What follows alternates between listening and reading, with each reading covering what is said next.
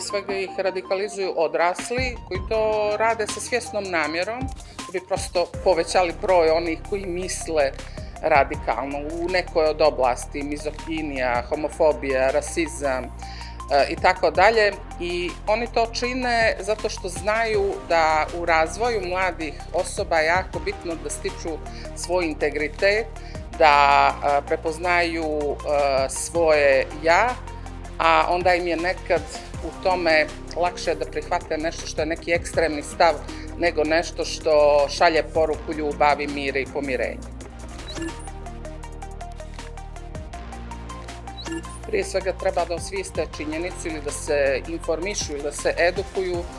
na koji način društvene mreže i internet funkcioniše, kako funkcionišu medijski portali, da je njima važna takozvana klikabilnost, da im nije važno kakve vrijednosti plasiraju, važno im je da zarade na sadržaju koji plasiraju, a to će po svim istraživanjima postići mnogo više kada plasiraju negativni, zapaljivi sadržaj